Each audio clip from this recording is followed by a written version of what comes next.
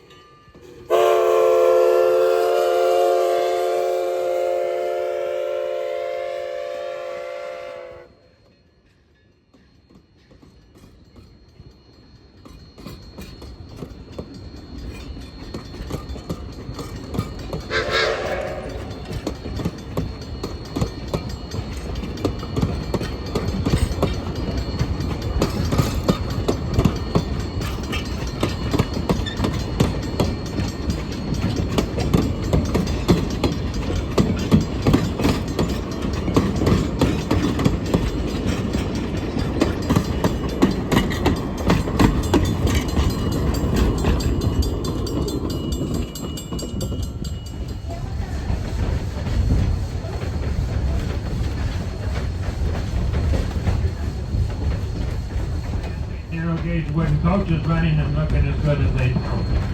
Inside that complex of buildings, we have a coach that dates all the way back to 1875. That is the oldest passenger coach that we have in our fleet today. Now, it's not unusual for us to see some wildlife out here, such as deer or turkey.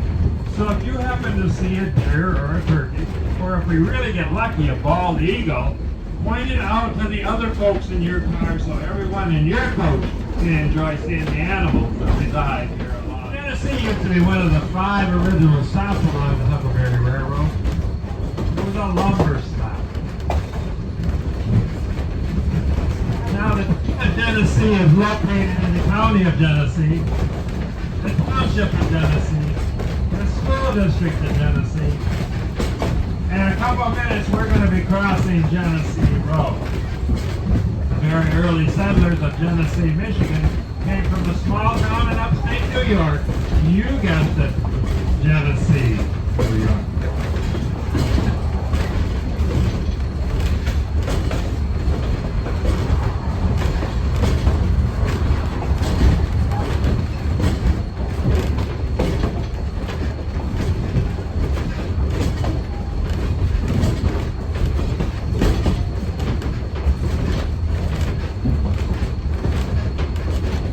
In just a couple minutes, we're going to hear the engineer blow a sequence of whistles.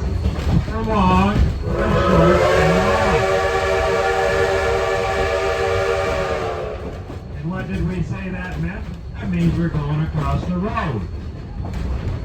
And all those cars are going to have to stop and wait for us to go through. So as your coach goes across the highway, wave at those cars. Wave back. We gotta be friendly. Wave at the cars as your coach goes across the highway.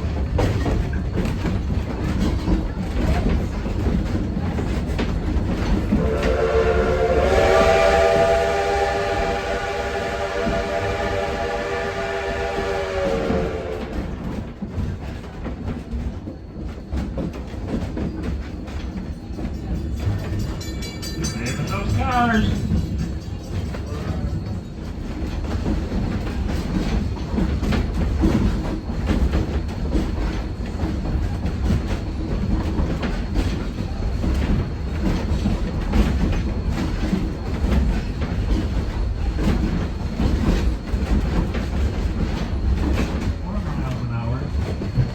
everybody knows that a horse can run 30 miles an hour for a short distance. That horse averages around 5 to 7 miles an hour.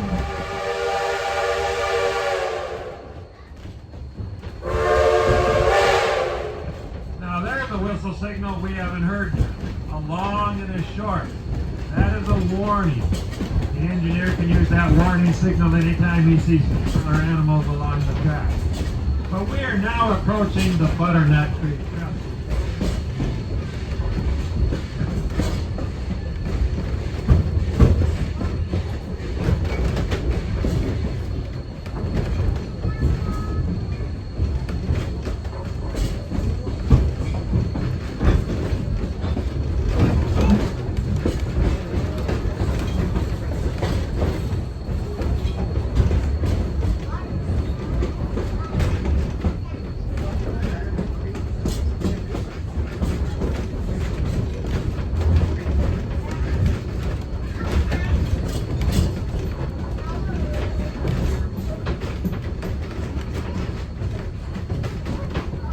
Throughout the summer months, there are many activities out here, such as mud runs, cross-country races, concerts, and many equestrians bring their horses out here to ride on the many miles of trails available to them.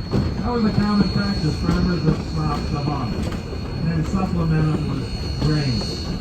And when they would butcher the hogs, they would take the corpse of the Pere State home or to the whaling house, which was home for Navy. So, don't know when that operation will be.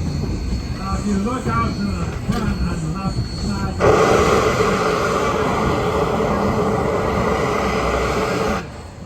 wow!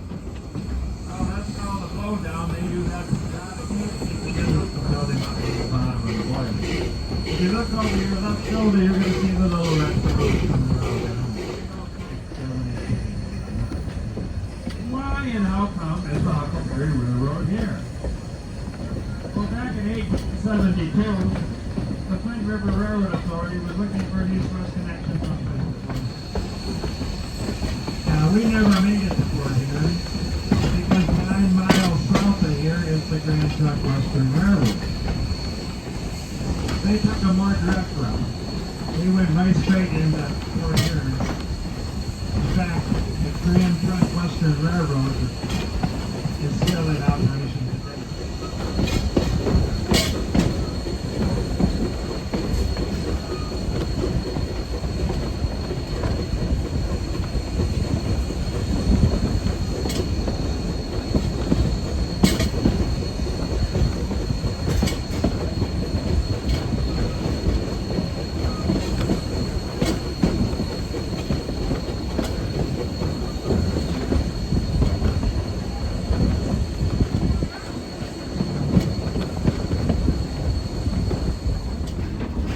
Now, engine 152, the engine in our train today, is a 1920 38-ton coal-fired steam engine. It uses approximately 100 gallons of water for every mile we travel. The heavier the train is loaded, the more water it uses. So the water tower we just went past here holds 20,000 gallons of water. Water is the most important element in steam operation. I don't need coal to make our train go. I can use oil, wood, paper, coal. As long as I can get enough BTUs to boil 2,000 gallons of water, our train's going to go. And if I have no water that I can convert into steam, it doesn't make no difference how much fuel I burn, we're not going anywhere. Over on the left side is the Atlas Crystal. Judge Davison started construction on the Atlas Crystal back in 1835.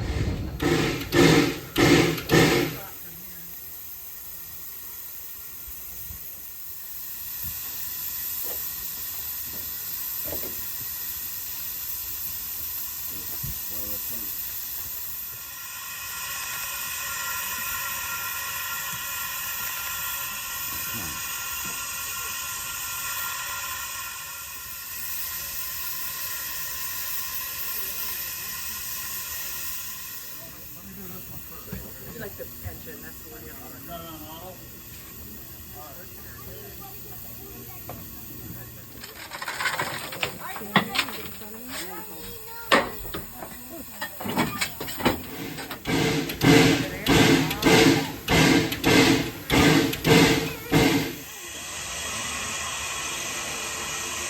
This is our small one.